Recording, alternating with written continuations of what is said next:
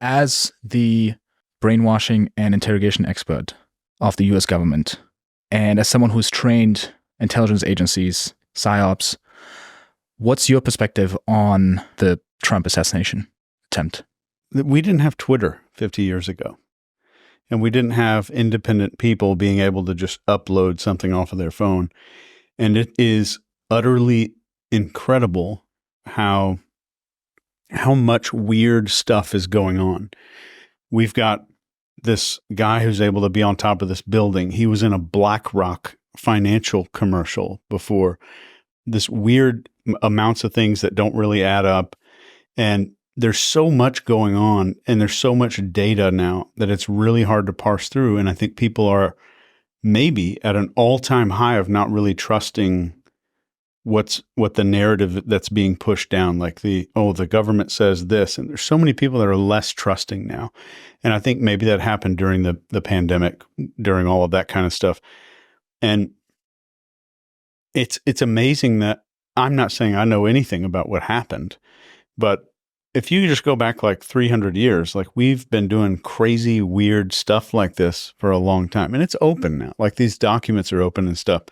And if you just look at all this crazy stuff that's been happening that we've been involved with, like the mind control, the MK Ultra programs, and the weird stuff that we've been doing, it's kind of the mindset of most people that like, oh, we did all of that stuff back then, and we have a demonstrated history of doing it. Yes, we acknowledge that all that stuff happened, but yeah, today we don't do that anymore, and everything's on the up and up. And I think that's one of the reasons that some people are being really distrustful, especially there's so much stuff that doesn't really fit together. Does that make sense? Mm-hmm. Like what? Just the fact that this guy, and I don't know, I'm not a sniper or anything, but this dude is able to sit on top of this building for like a long time above all of these law enforcement officers who are inside that building. And the Secret Service doesn't do much about it. There's citizens reporting it long before the shooting even started. There's people reporting it to police. And apparently a police officer, I just read this morning in an official report, a police officer came up there, saw him on the roof with the rifle, and he pointed the rifle at the cop. And the cop like jumped off the roof or got injured or something and just got away. And still like somehow that report didn't make it up. So there's so many things that are just bizarre about this. And I think once the dust starts to settle, we're going to start getting a clearer narrative of it. So you don't want to make any predictions on what actually happened because you just don't know, just like any of us. That's right. Is there something that you're able to see with your background, 20 years in the military, training all these people and the government? Is there something that you see that maybe we can't? If any of this happens, I go through a checklist in my head, and I've never said this out loud, but I go through a checklist in my head. Was there motive for a group to have done this? And that's just a yes or no. And I'll let you just answer that in your head if you want. Is there motive for a group to have done this? And then I look at this person that they're announcing as the shooter, and this is for any kind of shooting incident. And I look at the degree of suggestibility. How suggestible is that person? And could they have been made to do this? And it's just a yes or no. I'm not saying that anybody was, but I'm always thinking this way of like, maybe something else is going on, but I don't want to be the guy saying we need to always question the government. They're always lying to us. I'm not that guy at all. But I always think that way of, I train PSYOPs and I train these people who do these kinds of things in other countries. They overthrow governments and they overthrow leaders. And I'm always looking at it from that perspective. Is there something going on? And there's a process that PSYOPs uses, that our government uses in other countries to overthrow leaders. And just looking at that, which is open information online, there's a lot of strangely similar stuff going on here. I'm not an expert on politics or anything like that. And I'm not saying anything about what's going on definitively, but this is bizarre. Absolutely bizarre. What makes you think it's bizarre? Just the lack of performance by the Secret Service? Yeah, I was just, Joe Rogan said this very recently. he had a guest on. He said, this episode or this season of USA is absolutely crazy. Like all of the things that lined up for this entire event looked like it was written for some kind of a TV show. Him standing up after him, barely getting killed. This shooter being in a BlackRock commercial, being on the roof for so long and no one does anything about it. It's like an episode of 24 is what it seems like. It seems like it was written out. It's just bizarre, weird. So what are the things? So the fact that he was in the commercial, that he was on a roof for so long, that nobody intervened. Any other things that made you go, something's fishy here? For the record, I haven't investigated this whole thing. But all of those things just lining up, and this guy, his parents reported him missing, and from what I can see, he would have had a kill shot if President Trump didn't turn his head. It's just unbelievable synchronicity of all of these weird things, all these coincidences starting to happen, all kind of piling up. But I don't want anybody to think I'm some expert in this stuff. Mm-hmm. I just personally think it's bizarre. And I don't claim to know anything about what's going on or like have some kind of solution or answer about it. But it just has so many inconsistencies and so many weird things going on. Mm-hmm. On your channel, on one of your channels, you analyzed what was going on in the crowd with your fellow experts. What did you see there? Yeah, this is on the behavior panel channel. So if you look at the people in the crowd, what we really tried to do there was to show people how if you interviewed people before they walk into an event and say, if a shooting starts happening, what would you do? And they all took a survey. Like less than 1% of those people would be accurate about what they would do when bullets start coming downrange at them. And you really get to see that when somebody's in fight or flight. You can look around that crowd of people and see people do what's called herd checking, or what I call herd checking. It's the same thing that a group of deer do. It's the same thing a group of antelope do when they're out. One deer sees something and he's like, huh? And the head comes up, and then all the other deer follow suit. And they're like, huh? And they all kind of look at each other like, is someone supposed to run? And they kind of look at each other for cues. And people think like, I'm going to do something different.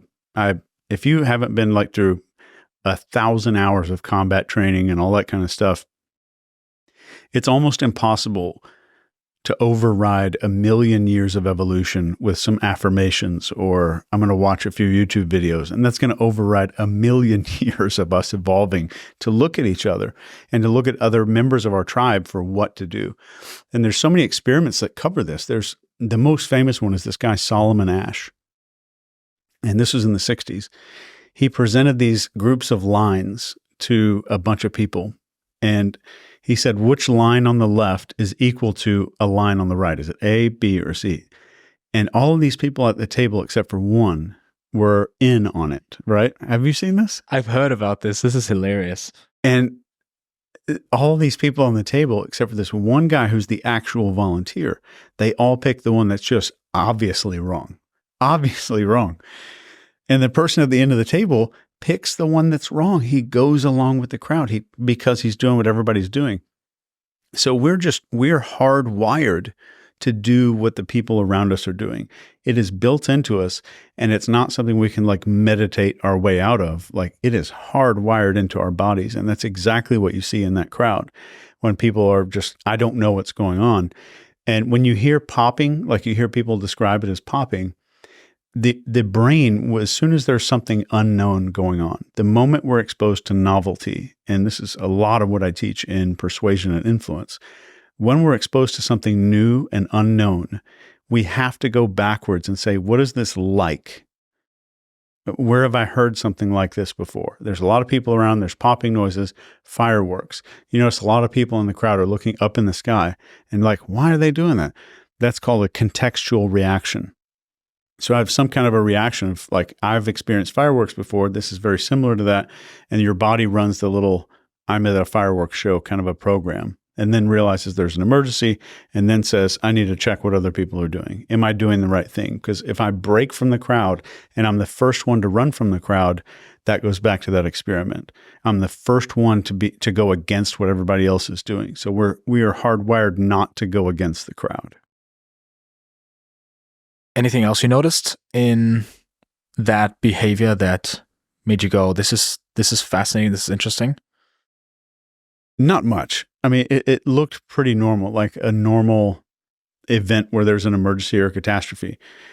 The way that people reacted, especially behind Donald Trump when he was on stage, 90% of those people realized there was an emergency and instantly looked to him for what to do. And the moment he ducks, you can see everyone else copy him exactly. And that was just fascinating to me, just watching this kind of crowd behavior. And as a behavior profiler, that's one of the things we look for. Like, is something up? Okay, I'm just going to look for like what's not in place. And we look to the person who we believe has the highest authority, which in this case was Trump. Yes. In their eyes. I will say, in an emergency, we will look to the person who is most easily followable, not necessarily an authority. It could be some total dipshit.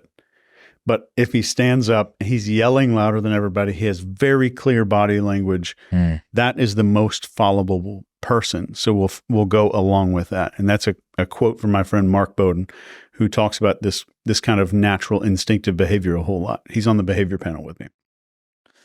So I actually have a question about the whole idea of authority and how to establish it. Before we get into that, government brainwashing expert training the intelligence agencies, what does that mean? What do you do? How do you explain it to someone who's walking down the street? I never say brainwashing expert to a stranger. It's not on your dating profile? No. If you were on Tinder? No. Okay. And if I'm next to somebody on a plane that I don't want to talk to, I'll just say I teach psychology, and they'll be like, "Oh, okay." But what I say is that I teach these people how to do influence and persuasion, and I teach them how to master these three things that are the key to success as an interrogator, as a lawyer trying to win a trial or pick a jury, as a leader in a company, as a CEO, as a mom or a dad trying to raise good kids. This is three elements of self-mastery, number one, most important. How much self-mastery does that person have? Observation. Can the person read the room and read the person that they're talking to? And communication. Can you communicate persuasively? Can you talk in a way that makes other people captivated, where you can both capture a person's focus and then lead a person's focus? And that's the whole genuine goal of what persuasion and influence is. So that's kind of what I teach. I teach people behavioral psychology in a way that they apply that psychology to their mission parameters. Like, that book right there can be applied to anybody out there who's trying to do anything. So I explain it as I teach interrogation, but it's not interrogation. It's just human to human skills is all that is. And somebody says I'm in like B2B, I sell B2B. There's no business that ever bought anything. It's a human being that's making a decision. So if you're a parent or a leader or whatever, you're in H to H sales. Even if you're not selling, you're in human to human sales. So that's what everything is. Whether you're an intelligence operative talking somebody into committing treason and spying for the United States in another country, you're interrogating a spy somewhere, or you're like raising a difficult 8-year-old, you're still in the same line of work. You're in H to H sales. And you're not able to talk about specific instances or... No. Even if I had a lot of authority and a lot of persuasion magic. If there were like 12 podcasters in here with lots of authority and they all said I should do it, I would probably have to just go along with it. If I had more subscribers. Yeah. I think you're at 650 now. Yeah. You got to be at least 1 mil. Okay. Perfect. So, okay. Looking at what you're teaching, what you've studied for so many years, and what you are the number one expert at. Going back to politics, I don't want to stay there, but how do you see this currently play out with Trump versus Biden? When you look at their body language, how they hold themselves, how followable they are, what triggers they use, or what do you see play out there?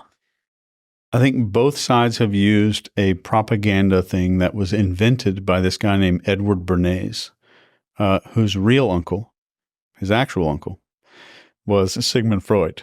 Okay, not like Andrew Huberman is not actually my uncle, but Yeah. people believe it because I said it as a joke. I did ask you that off the air before we were recording. Yes, is he your uncle?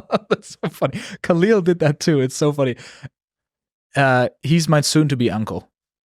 I will get him to adopt me. All right. So Sigmund Freud is the uncle of Edward Bernays, who invented propaganda. He was like the guy. And he wrote a book about it called Propaganda. And he wrote a second book called Crystallizing Public Opinion. And in these books, he talks about it's one thing to get somebody to adopt an idea. It's a whole separate thing to get someone to adopt an identity. And if I can make you say, I am, instead of I think, then I can get you to do whatever you want, whatever I want you to do. Because if it's wrapped up in your identity, you have tons of mental resistance to doing something outside of that identity.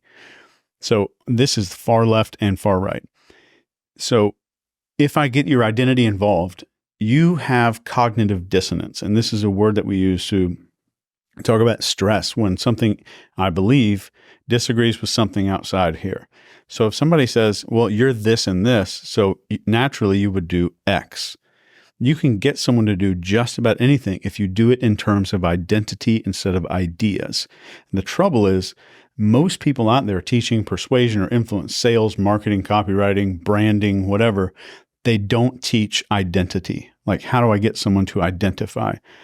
Like, if you have a hardcore Apple person and their office gives them a ThinkPad or something, and you see these people in an airport, you'll see that they put an Apple sticker on it, or they make sure that people know I'm part of this Apple community. So Apple is great with this identity stuff. And Simon Sinek said this so well. And he said, if Nike designed a hotel, you could instantaneously picture what it looked like because they have you at identity. But if Marriott hotels started designing tennis shoes, you have no idea what that would look like because there's no identity associated with it. Does that make sense? Yeah. Okay. Absolutely. So how did Trump and Biden apply this? Is it by what's the identity that they're going for? I guess just left and right? Republican, Democrat? Yes. So identity always starts with making the person able to feel superior to the other people just by saying, I am on this side. Therefore, I am automatically, I don't have to read a book.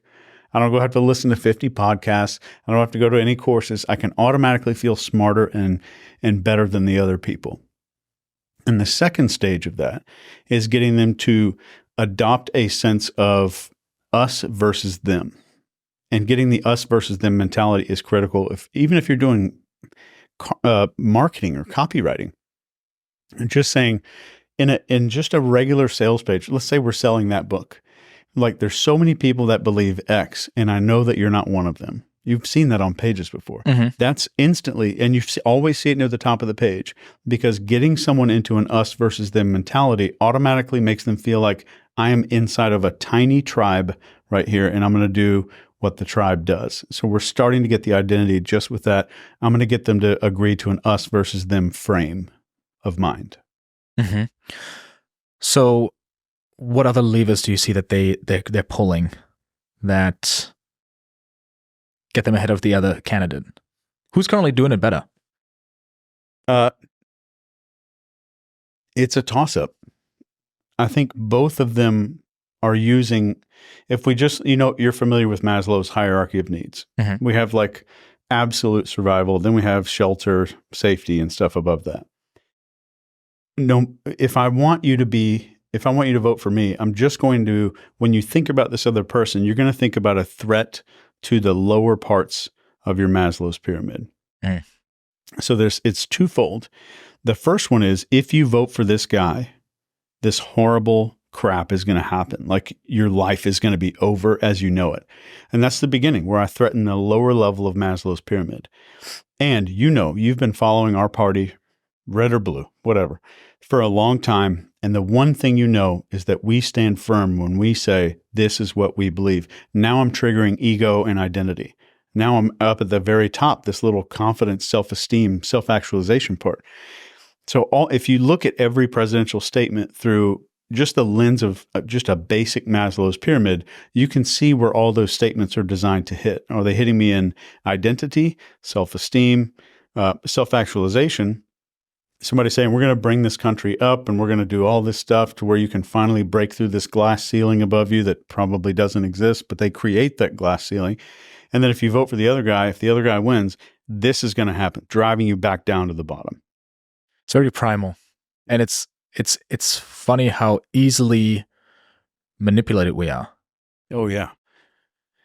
That was the biggest, if I can interrupt right there, that was the biggest mind-blowing discovery of my entire life was I always assumed we have some kind of a firewall. Like there's some kind of an antivirus program that if some really bad stuff is going to go in there, my brain's going to say, whoa, Chase, this is a bad idea, dude. And then you start seeing small things like a super intelligent, normal person gets talked into joining a cult. So in going through all of my research, I spent time with cult recruiters. I watched them go through this process. I spent time with recruiters who talk people into doing adult films out in San Bernardino, California, and how quickly they can talk someone who's a normal person, I would say normal with big quotes around it, an average person, into doing something like an adult movie or something like that. And all of them have this weird thing in common to where they know these little loopholes in the human brain to where there is no firewall. And if you just do the right things in the right steps and you understand who you're talking to and you have confidence and authority and all that stuff, you can get somebody to almost do anything. And then after this, I start taking psychology. I'm at Hawaii Pacific University at this point. And I took the psychology class and I learned about this thing called the Milgram experiment, which I'm sure you've probably heard of. Mm-hmm. I'll give you a quick recap. And if you have an editing team, you should put some like replays over this. If that doesn't happen, I apologize. But so I'll give you a quick recap. It's I think 1972. We're at the Yale University in this big brick building called Lindsay Chapman Hall. And they run this ad in the paper. It says, we're doing a study on learning. Come participate in this ad and we'll give you like a free sandwich or a lunch voucher or something. So these regular civilians line up. These are not college students. And they're told, like, if this person gets a wrong answer on the test, this dude is on the other side of this wall. You've already met him, but he's locked in this room right beside you. If he gets a wrong answer on this little test, you hit this button and deliver a shock. If he gets another one, you drag this little voltage thing to the right and hit the button again, shock him again, and keep going and keep going. So throughout this whole time, people are screaming through the wall. They can hear this guy screaming. And all there is just a guy behind them at a desk in a lab coat. No one's got a gun to his head. So they get up to 200 volts. They get up to 300, 500. And I think over maybe 450 or something like that, there's a button that says XXX, danger, severe shock. And by this point, the guy in the room is not making any more sound and he's not answering questions anymore. He's playing dead. Yeah. And these people, they keep going.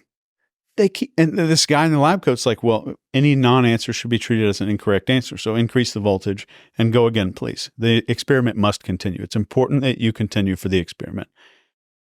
And they go up. And before this experiment took place, these psychologists got together and psychiatrists and said, how many people are going to go through with this? They predicted it. They made a hypothesis. Mm-hmm.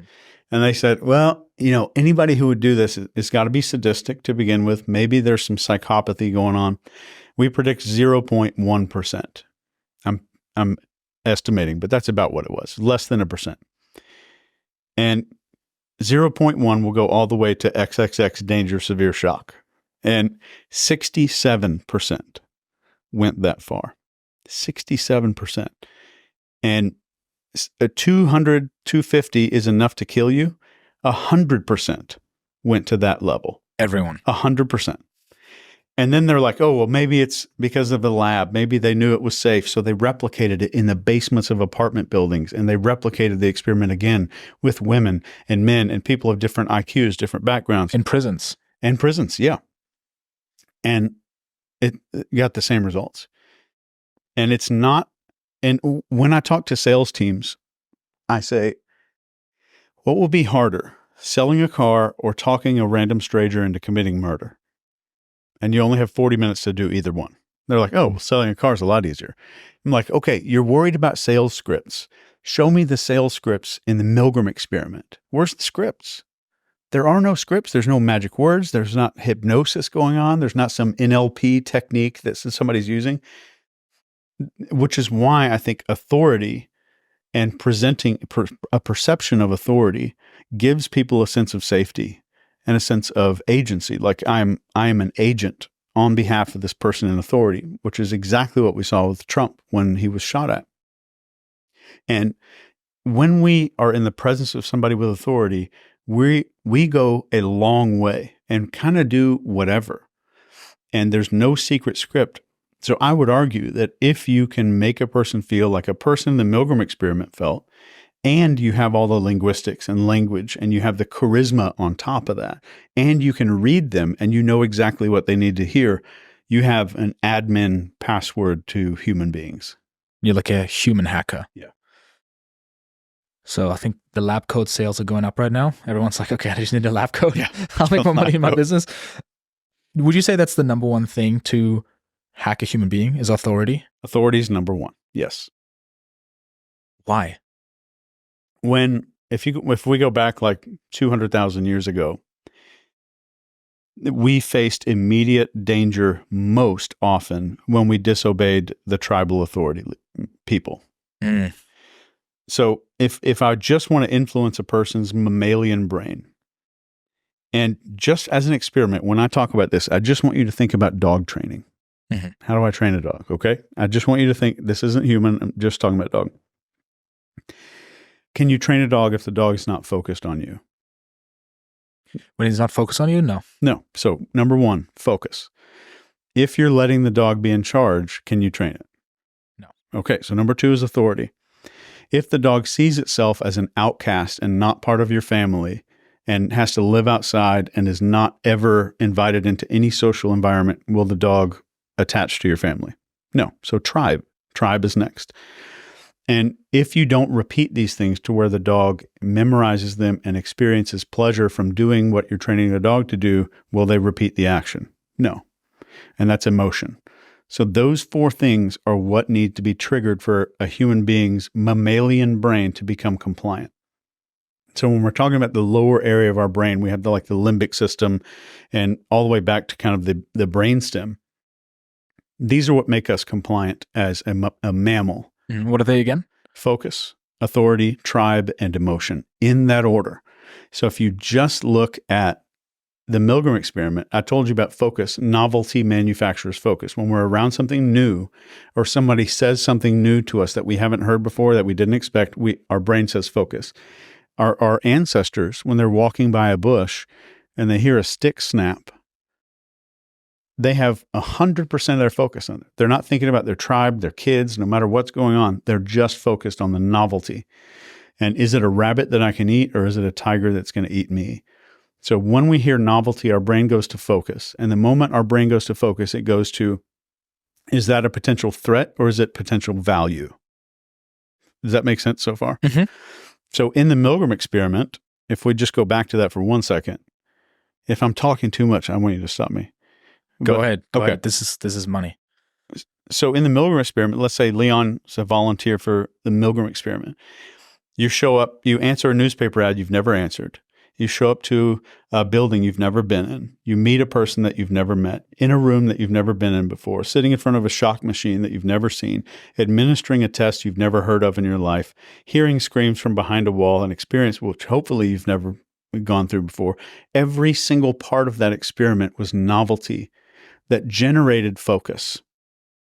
Does that make sense? Mm-hmm. So they never talk about this. They never talked about this novelty being a prerequisite for authority to really take hold.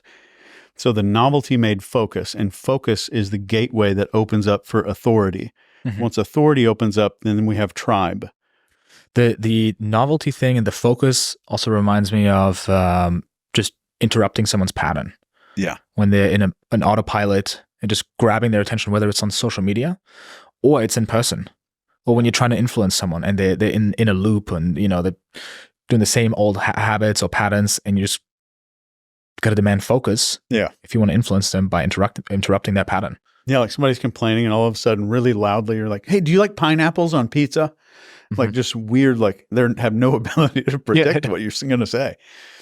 So novelty is in focus. I would just say focus. It's so important. Like, can you generate enough focus?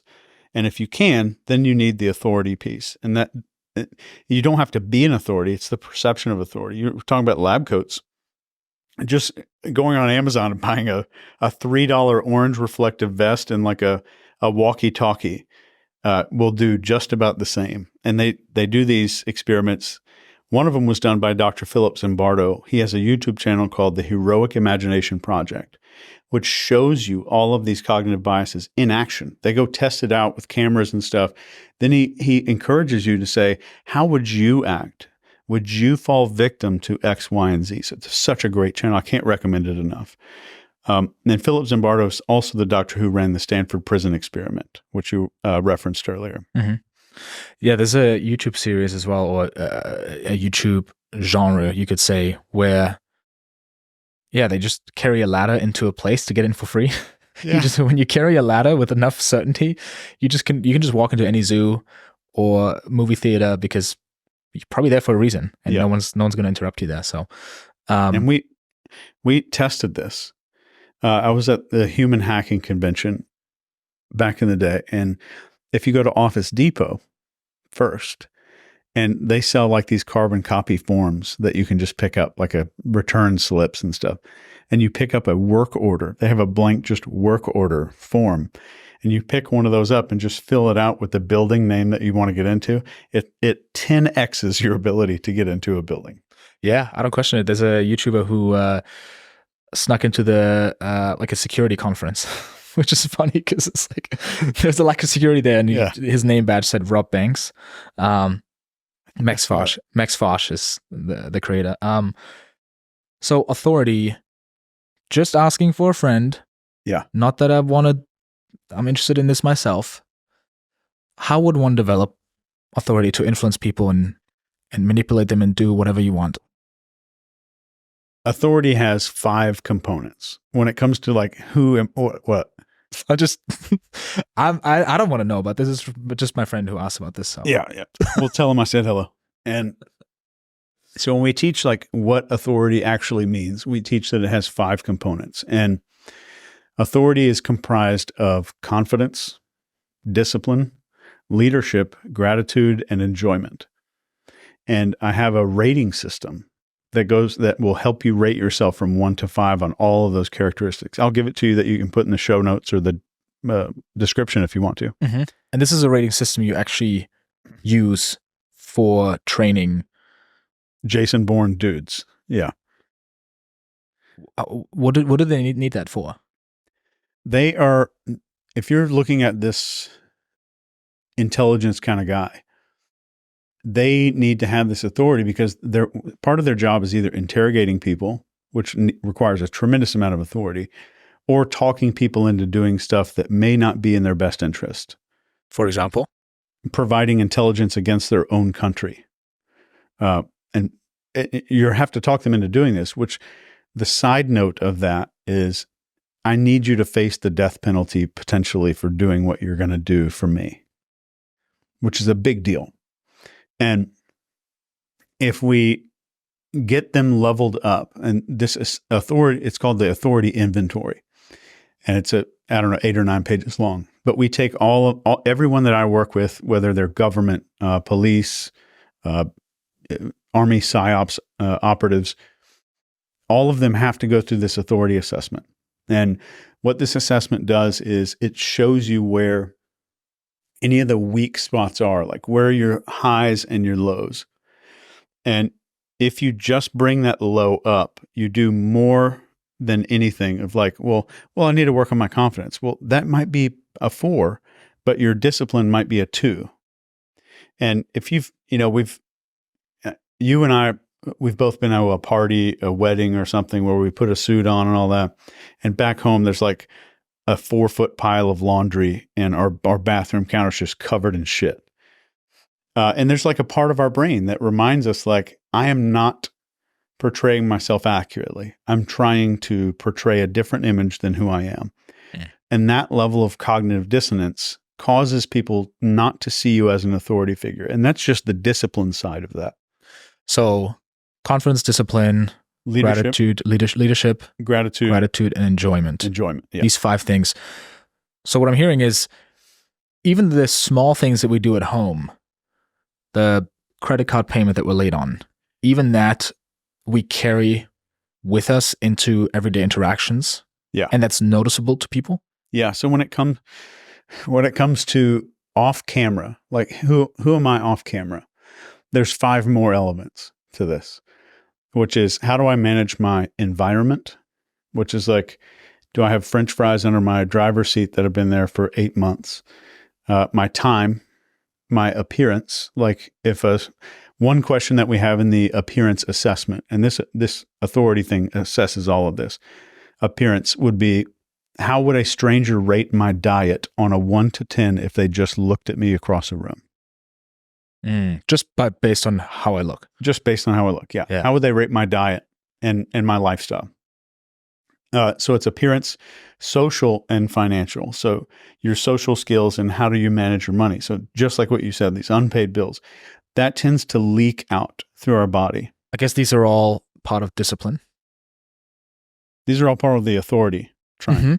Mm-hmm. And one of the components of authority is discipline. Discipline, yeah. So for me, the way I categorize that is all underneath that discipline piece and self-mastery, which you mentioned. Yeah. And the first video of yours that I ever watched, probably before you saw any of me, was a dopamine detox video that you did. You were talking about discipline a lot. And I want to give you a hack that maybe you can use and try it out. How does reading all this research and stuff on dopamine detox translate to your mammalian brain? Because your mammalian brain does not speak English at all. It cannot speak a language. So when I'm training operatives or clients, just one-on-one clients, I'm always thinking of how could I make this person understand this at a mammalian level? How could I teach this to a dog? So how would I make discipline important to a dog? And in our mammalian brain, the one thing that we really need to think about is imagery. We're visual creatures.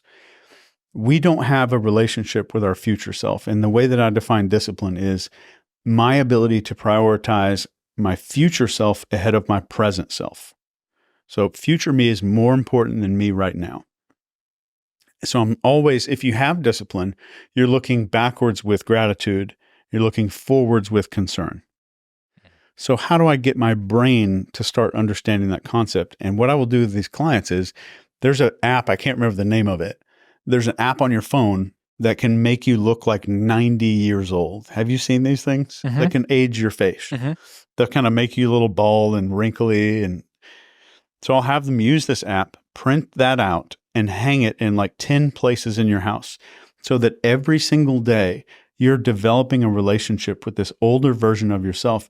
And what do you do after like 1,000 repetitions? You're shopping for like a Honda Accord and you finally buy a Honda Accord. And what happens? Like they're everywhere. But you didn't tell your brain to look for those cars. Your brain learned it through repetition and exposure. So that you're doing the exact same thing, except on purpose and not on accident. The Honda Accord thing is an accident. The hanging old version me pictures all over the place is definitely on purpose. So we're using the mammalian brain systems. This is the VTA for your Uncle Huberman, the ventral tegmental area, which goes into this like a reticular formation that helps us to recognize things that the brain says, hey, Leon thinks that thing is important because he's been showing it to me a lot. Not talking. He's been showing it to me a lot. So I'm going to go look for it. That's when we recognize cars, because of our visual cues, repetition. So that helps us to develop a relationship with our future self. And that was a humongous tangent that I just went off on. So That's interesting. I want to put a pin in that, because that sounds like brainwashing yourself. Yeah. Right. It also reminds me of vision boards and all that stuff that a lot of people, they get flagged for because they think it's woo-woo, but there's something to it. I believe in it. Same thing as visualization. So I want to put a pin in that, and let's revisit that. So the 5 components: confidence, discipline, leadership, gratitude, and enjoyment. Yeah. How would one go about increasing that, each of them, to increase authority and therefore influence and our, I guess, effectiveness in social situations? So let's start with confidence. If I was to sum up confidence in like one sentence that no one's ever heard, but that makes the most amount of sense, is a willingness to be socially injured. Just a full openness to social injury. Vulnerability. Yeah. To where I'm no longer really concerned with that level of thing.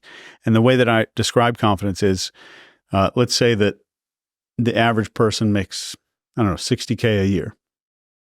And if that person were to walk into like a super expensive, like a department store or something, like Hermes, I think is super crazy expensive. If they walked into a Hermes, they're going to see maybe their cheapest bag, I'm guessing, is like 14 grand, 15 grand. They're going to walk in there and think that right as they walk in, they're going to think they're being judged.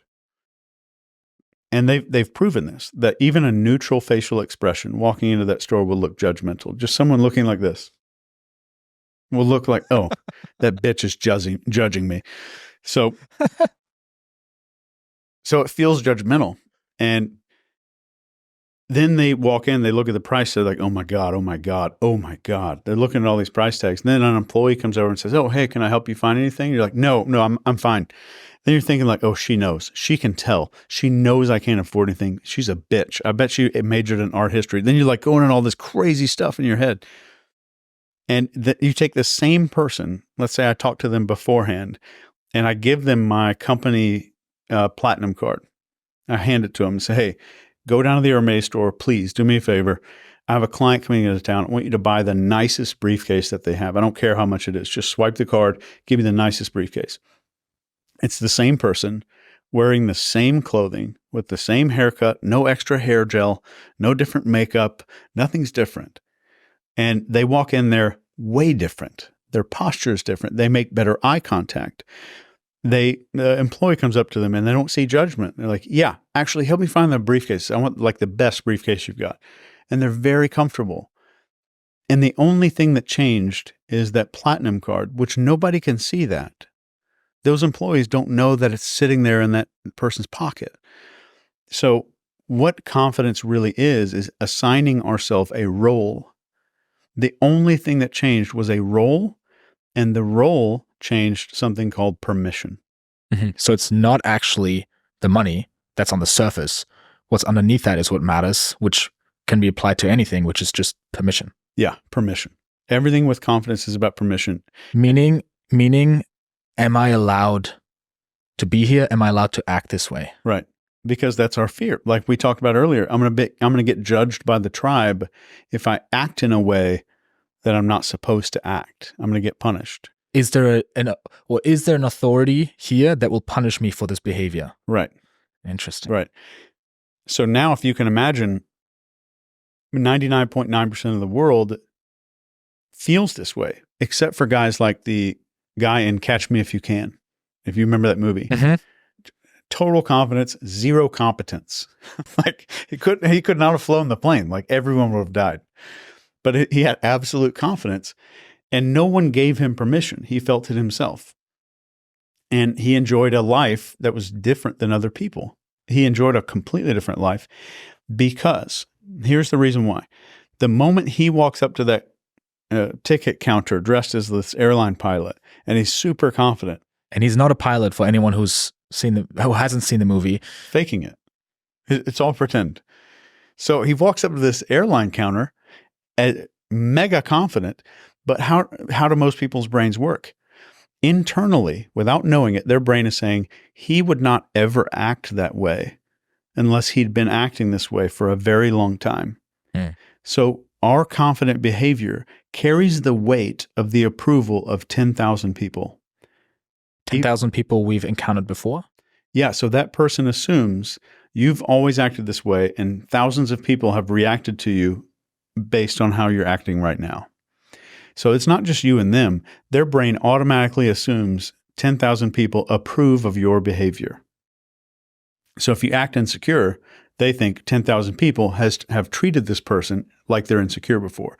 You're carrying the weight of an entire tribe based on how you act. He walked up there and those people internally said, no one is going to act like this unless they've always been this way. So the way that we show up trains people on how they should treat us, because that means that we've been treated this way for a long time before. Yeah. And it's our level of permission. I want you to always think of confidence as a transfer of permission. I have unlimited permission to act this way.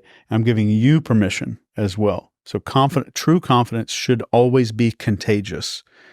So for anybody watching, if you've been around somebody that's been confident before and they made you feel small, that was not confidence. I would venture to say it's not confidence. And if we have somebody faking confidence, like a super posturing kind of person, that makes other people feel small, and it's rooted in insecurity.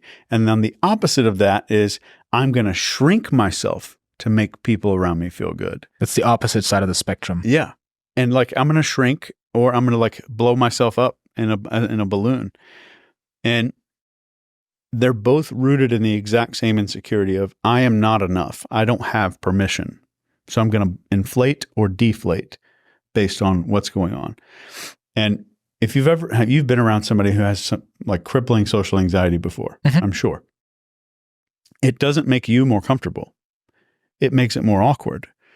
So, but in that person's unconscious or their subconscious mind, they're saying, if I can kind of like go with the flow a little bit more, I can kind of like take up a little less space, let them make the decisions, everything's going to be okay. It's the opposite. That's why true confidence is contagious, because I'm helping other people just to open up to be who they are. So the different sides of the spectrum is deflate, inflate. And the answer is in the middle? Yes. Meaning composure. Yeah. And oftentimes I'll call that collapse and posturing. Well, on the right would be posturing for your viewers. This would be collapse, and kind of like a pendulum, where in the middle we have composure. And that's true core confidence that's contagious. Yeah. What's the difference between these two, the two extremes on the outside and the one in the middle? The difference is how much not enough am I?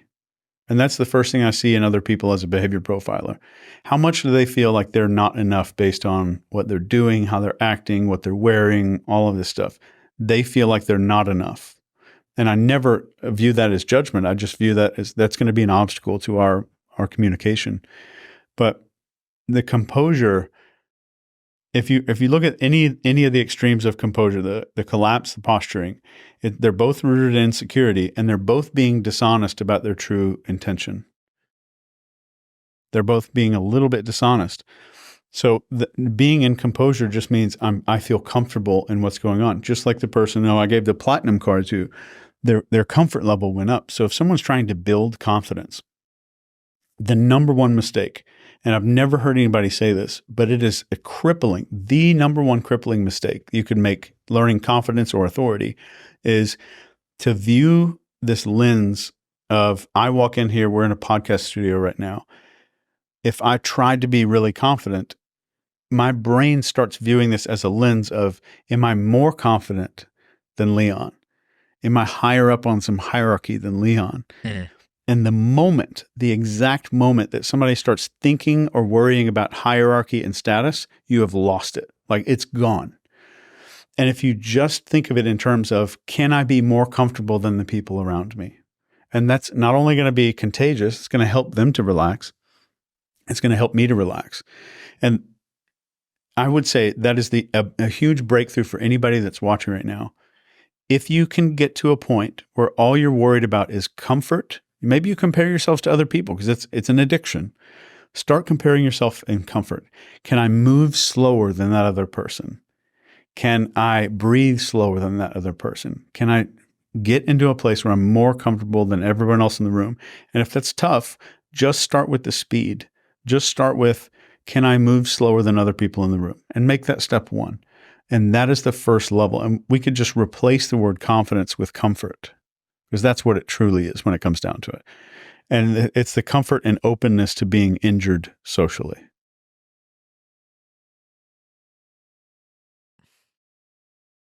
Just taking time to respond here, just being really confident. You're trying to outslow me, is what you're doing. Yes. Is it working? It's working. So this is really fascinating. There is a social hierarchy, right? It does exist, but you would agree, right? Yes, it does absolutely. exist. Yeah. And whenever we get into competition mode, am I more confident? Am I more whatever? Yeah. That's what really screws us. I've always had an innate sense of that when I play these games, immediately what it assumes is I need to, because I'm not. So I think there's a lot of talk about in the manosphere about alpha males on status and all that. Yeah. And I think I always had a sense that that is the most beta thing you could do, is just thinking about it that way. Because, and I talked about this in a video, like even just the way we approach certain things always has an echo. So when I tell myself, oh, I'm on a healing journey right now. Yeah. The echo that it's repeating to me is because I'm broken, right? And so that's what I'm hearing too. Same thing with, I remember growing up in high school, the girls, when they were 15, they hit a certain age where they tried really hard to be adults and to be really mature. And I always thought that's the most childish thing. Yeah. Who wants to be an adult? It's children, right? And so that's what I'm hearing too. So the moment I am worried about my status or hierarchy, or position in a hierarchy, I put myself lower. I'm that's the number one killer to confidence. Yeah. And then somebody watching right now is like, oh yeah, but I have a boss at work. I guarantee you somebody's thinking that. You know he's in charge, and you don't have to process. You don't have to think about hierarchy and status. You're just thinking about comfort. Can I be more comfortable than my boss? Is he going to think that's insubordinate if I'm just comfortable? No. And the best example of this, like if you want a masterclass in what composure looks like without hierarchy, this sounds so corny to say, but Andy Griffith, I don't know if you've ever seen the show. It's like a show from the 50s, 60s. It's a black and white show initially. It's about a sheriff in a small town called Mayberry. He doesn't even carry a gun. And he has a deputy named Barney Fife. And he is the definition, Andy Griffith, of composure and authority. He has the confidence, the discipline, the leadership, the gratitude, the enjoyment, all of it. Perfect. But he has this deputy, Barney Fife, who's irresponsible. He carries a gun. But Andy makes him carry one bullet only. He's allowed one bullet, and he has to keep the bullet in his pocket, separate from the gun. Because this Barney Fife deputy is a perfect example of educating us on what collapsing and posturing looks like. So throughout every episode, this deputy vacillates between, I'm going to posture, I'm going to collapse, and can't kind of find that middle ground. And that happens to a lot of people. Like if I've spent my life in collapse, I'm looking over here to this other end because I want to do the opposite of what I'm doing. You want to do the posturing because you think that's the answer to collapsing. So how does collapsing in, real quick, just to define or give some examples that people can grasp onto in their own lives, what would be examples of collapsing? What would be examples of posturing? So collapsing would be, I'm going to make myself smaller so that other people are more comfortable. It's people-pleasing. People-pleasing behavior. And this happens a lot with money, with entrepreneurs. When I first got out of the military, I was used to making like $3,000 a month, for 20 years. And I started this business that I didn't think would be successful. And somebody asked me to come speak. And I'm like, oh shit, what am I going to do? And they called me on the phone, and my fee was $5,000 to go do a keynote. And I said, that's all, that covers everything. You don't have to pay for travel or all that. I'll cover all that. And I got on the phone with this guy, and he said, okay, what's your fee to come out here to do a keynote? And I said, it's going to be $5,000 is the keynote fee. And here's what he did on the phone. It sounded like this. He goes, that's all he did. He just made a noise, like a disapproval noise. And I was like, well, but we don't have to do the 5,000. I mean, I could give you a discount. I mean, I could fly out there soon. I could drive, charge you less money. We could probably do 2,500, and it'll work for 2,500. And I almost got to the point in my brain where I'm like willing to tell this guy, I'll give you money to have me come down there and do this just so I can go do it. And that is collapse. I was in full collapse because I'd never dealt with the civilian world. But we also do this socially. Like, I'm going to shrink myself down to make other people feel good, or I'm going to make myself inflated, which is posturing, to make other people feel a little smaller to make myself feel bigger. So they're both a little disingenuous. And you can imagine what it's like with posturing with money. It will be the opposite of collapse. Here's my fees. Actually, you have 24 hours to make a decision. If you don't make a decision and you don't email me, my fee goes up 15% every hour that you delay. It's the beating your chest. Yeah. Making other people feel small. Yeah. So that, and both come from insecurity, from feeling not enough. Yeah.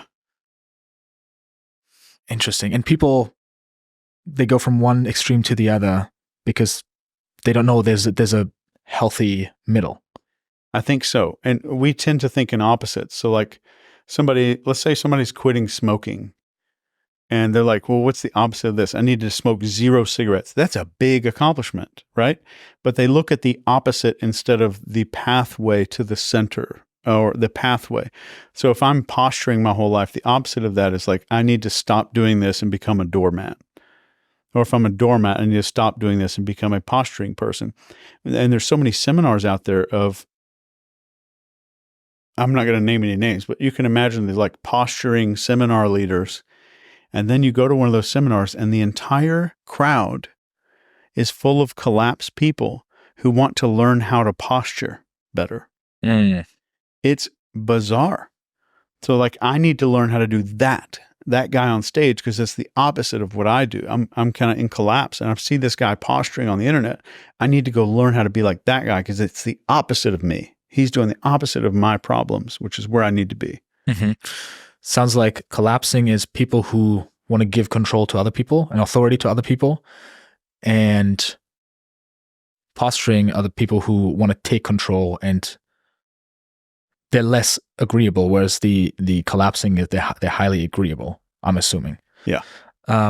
It also sounds like composure, the difference between composure and the two extremes, which is collapse and posturing, is that in collapse and posturing, you are looking for something outside of yourself. You're looking for validation. You are manipulating. You seek approval. Whereas I think what gets people into composure is not needing anything. Yeah. And I think that's what makes someone very powerful. And I will tell you a quote from Dr. Phil here. The first time I ever went on the Dr. Phil show, we had become friends already, and we're standing in his office together, getting microphoned up and all this stuff at the exact same time. And he's putting his tie on, they're putting his mic on. And we're standing backstage, and I'm like, do you ever get nervous that you're going to do any of this stuff? Like, you're going to mess up on stage? Like, do you get nervous going on stage? Because I was nervous. It's TV. And like, he can choose to edit me out, but if I do something stupid, he can choose to keep that in, you know? So I said, do you get nervous? And he goes, that is a disease, and is a disease that 90% of the world has. It's the fastest curable disease, but nobody wants to cure it. And he said, the disease is the need for love from strangers. Which is, he said, most people don't actually plan out where they want to get their dopamine from, where they want to get love from. So it defaults to the biggest giant group of, there's 1,000 people on my Instagram. There's 4 people that live in my house with me, or 3 that are my family members. And he said, most people don't consciously think about where they want to receive their dopamine from. They don't map out, where is it coming from now? And where should it be? What does the ideal map look like? Of like, if I draw me in a little circle, it should be my daughter, my kids, my extended family, my friends, the dudes that I went on deployment with. Like that, for me, that's what it would be. And I started drawing this map out, and it was like, I was embarrassed. As a brainwashing guy, I drew this out. And I'm like, oh, I'm getting most of my dopamine from Instagram. And I'm getting some of my dopamine from just watching endless motivational YouTube videos. You know, those motivational speech compilations, stuff like that. Yes. I did this for so long. And because becoming a civilian was the most scariest thing. It was scarier than me going on deployment. Really? Yeah. Because I didn't know what civilian life was like. I've been in the military since I was 17. So just knowing that don't develop, and I would encourage anybody, don't develop some strategy to do it. Nobody developed a strategy for you to spot Honda Civics on the road. I would say get the awareness jammed into your brain of where your dopamine's coming from and where you want it to be, and rate yourself every day. How am I doing on a 1 to 5, a 1 to 10? And you don't have to punish yourself. You don't have to feel bad. You're just repeatedly throwing those emotions into the brain to where your reticular activating system is going to pick that stuff up and be like, whoa, Chase thinks this is important. I'm going to start paying attention to this. And it changes on its own because you've passed it off to the mammalian part of your brain, which controls everything. And somebody said, yeah, but the neocortex is way more important. And this was at a seminar. And I said, okay, would you do me a favor and hold your breath until you die? And you can't. You can't. Because you're using this part of the brain to try to control something lower. It's always down, up, and that's the power gets less the further you go up. So when it comes to influencing other people, the deeper down in your brain I can make my influence hit, the more effective it's going to be. And most people are about ideas, and that's where we get back to the identity in the limbic system, is targeting that area when it comes to influencing ourselves or somebody else. Mm-hmm. To like wrap up the confidence piece, what are some practical things that people can do to maximize that? So we talked about slowing down, making yourself more comfortable, getting outside of the competition mindset, because that immediately puts you into a lower status, I guess. Yeah. What are some other things that people, they go to a party, they go on a date, they go into a business negotiation? You're going to see so many YouTube videos that say 5 ways to feel confident instantly. Here's the body language I'm the number 1 body language expert in the world. I don't think it's that important. So like me displaying the body language of confidence is me just getting symptoms of confidence. Mm-hmm. So it's like, how do you make a tree into an orange tree? Well, you take oranges and some tape, and I'm going to duct tape it onto the tree, and that makes it an orange tree. That's giving it symptoms of being an orange tree. So let it take time and be okay with it taking 30 days or 60 days. The number 1 thing is to start thinking in terms of, my brain is having a limbic reaction to this moment. And my brain is reacting from millions of years of evolution because I'm walking into this party, like you said, or this business interview, and my brain thinks that there's a saber-toothed tiger in this room. That's what's going on. And so your brain thinks there's a tiger. So you have to use the phrase, there are no tigers. And that automatically helps you understand that there's an antique system at play, very powerful, there to help you, but it's also there to protect you from tigers, and it thinks that there might be a tiger going on here. So remembering that there is a limbic system activity going on, and kind of reminding your brain, saying, thank you. I appreciate this kind of warning that there's going to be a tiger here, but there aren't any right here. And starting to hear some of those limiting self-talk. We can go into this for another hour, but all limiting self-talk is you at the age of 8. That's all it is. It's you trying to stay safe in middle school or elementary school. That's what that is. And we could break that down like crazy, but try that on. Like, if you have a chance, try that on. That if you're hearing limiting self-talk, go back to when you were like 8, 7, 9. That's what you're hearing. You're hearing that kid. And if you start hearing it in a little kid's voice in your head, then everything changes. Almost like parenting yourself. Yeah. And just acknowledging, oh, this is just my little kid. Yeah. There's another question I had around this whole idea of social interactions and how we're being treated by other people, because I mentioned to you earlier, sometimes we're being treated by people and it creates in a certain way, and it creates a certain identity for us. For example, growing up in high school, we always had that one guy in the group that everyone was making fun of, who was at the end of every joke, and nobody was taking him seriously. And you could tell that he wanted to get out of that position. He wanted to be taken seriously, but people just kept treating him that way. I had a very similar experience when I came back years after being out of the country, Germany, where I'm from, and visiting my friends again.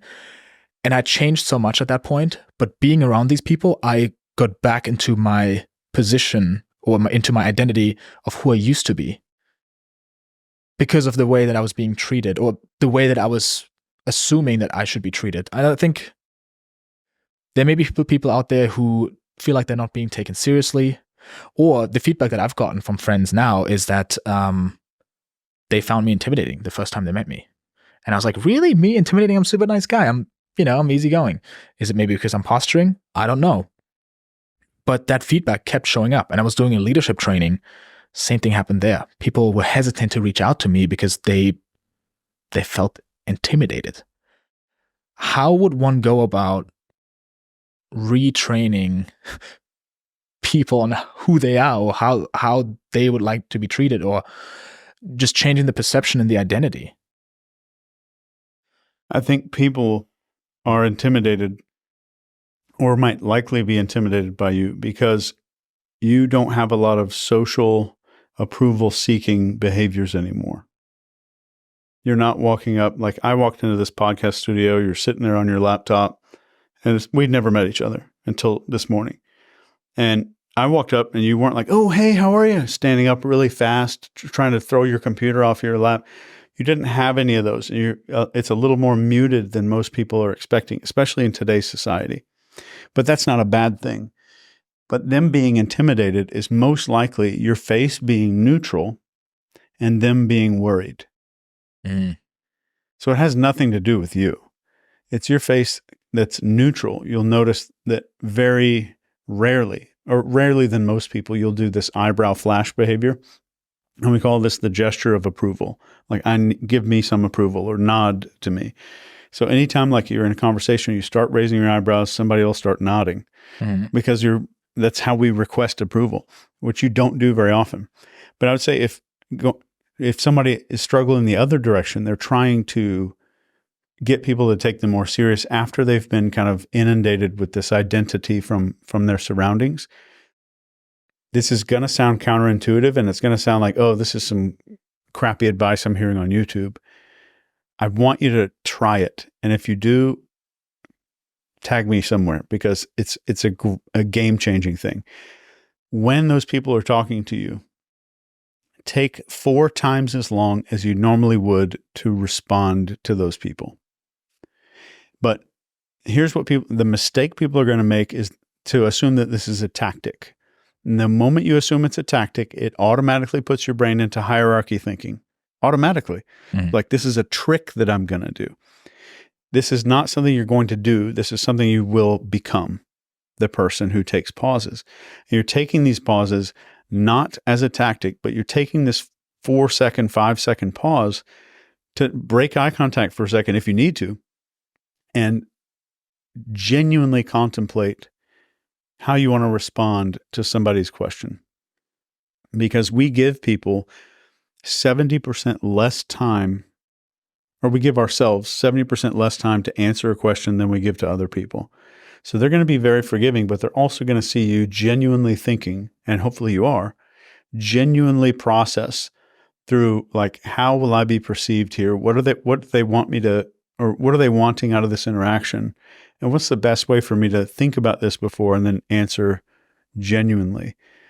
That pause and being a person who pauses now before people speak starts to change the perception. It's the fastest way that human beings' perception of a person is changed after they've had experience with you. So if they've known you as Johnny Joke Boy, I just made that up, for 20 years, and you're trying to change that, the first step is always, I'm going to start increasing the pauses when someone asks me something. I'm going to look away. So like if you ask me a question right now, think of a random one. I'll show you what it would look like if somebody wants to practice this. I ask you a question? Yeah. That was my question. Okay. Let's try it again. Do you like bananas?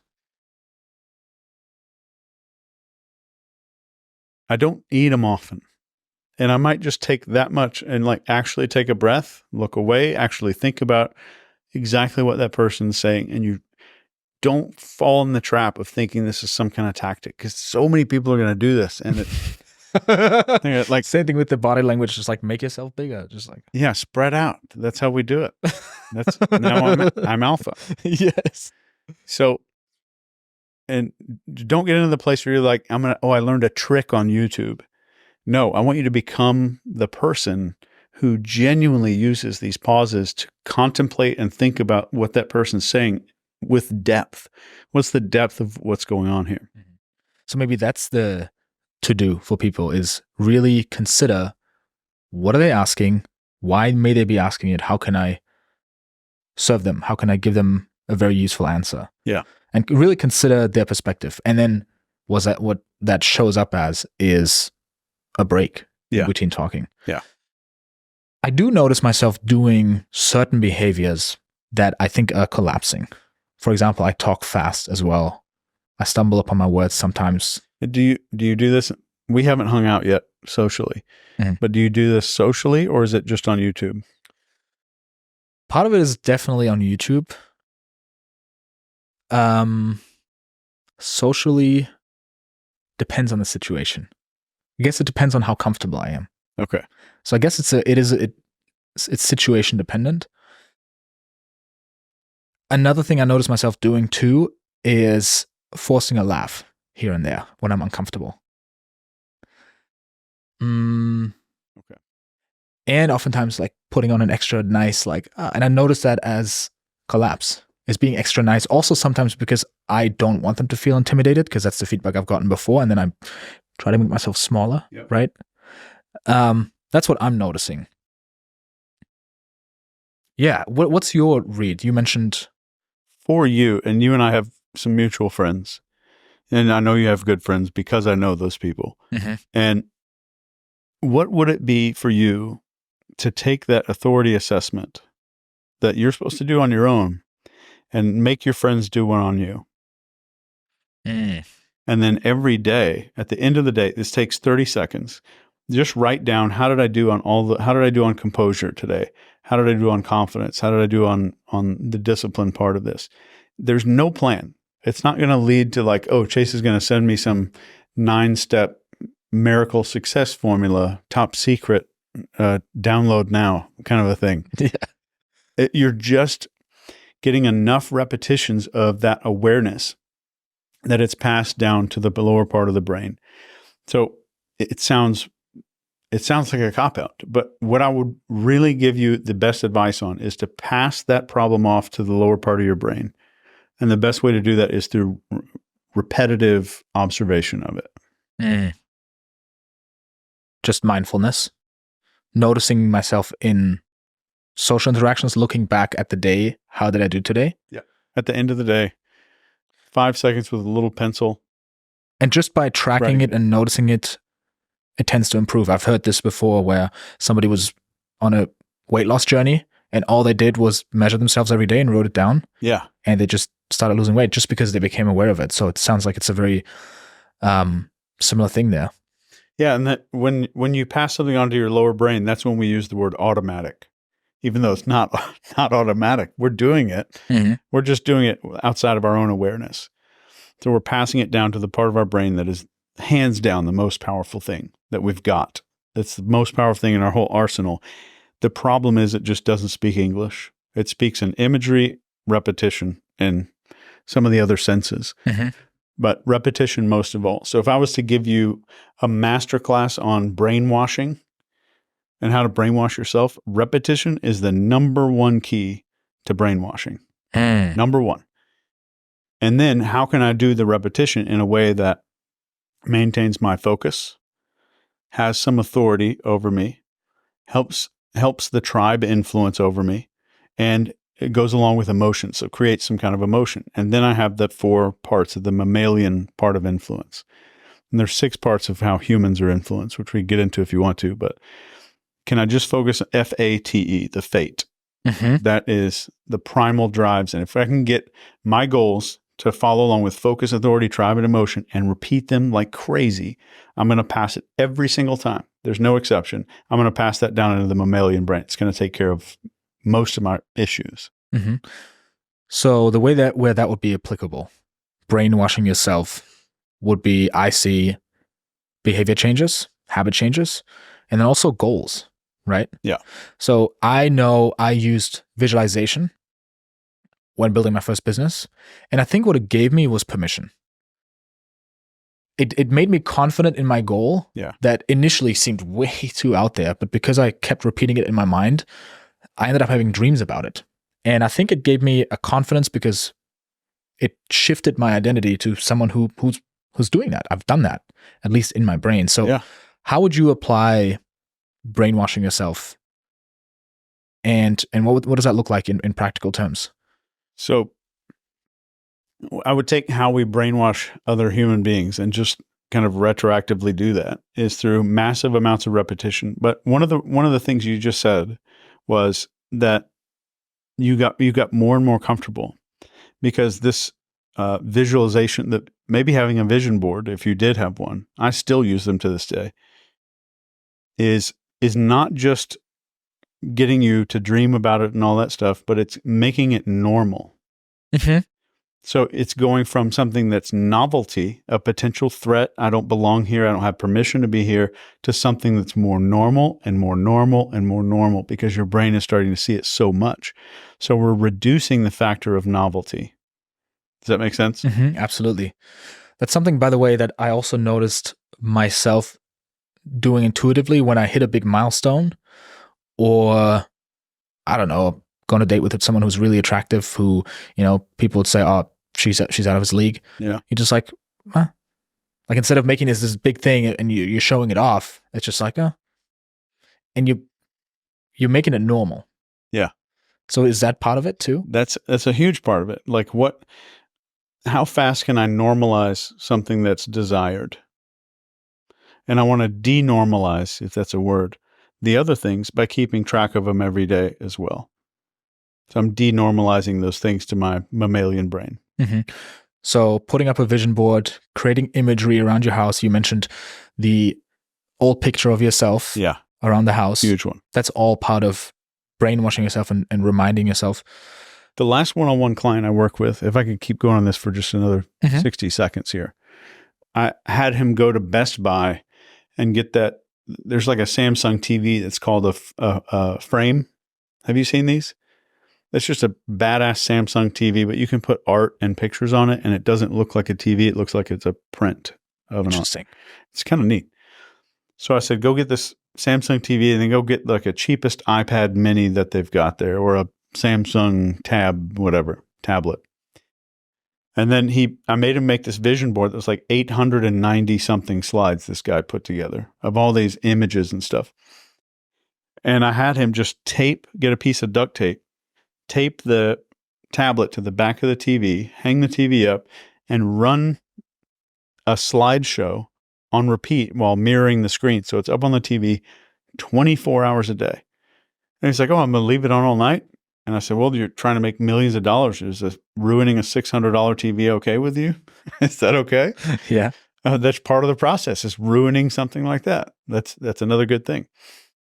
So he did that. And then he's like, well, how can I involve these other sensory concepts? I was like, what is this biggest thing that you want? And he's like, money. I want all this money. So we got him an air purifier that has like this case thing in the bottom where the filter goes into it. And I told him go get like 10K out of the bank, or you can go get a bunch at once. But he filled this air purifier with money. So his entire office, the vision board's playing 24/7 right above his head where he's working. And this money starts coming in.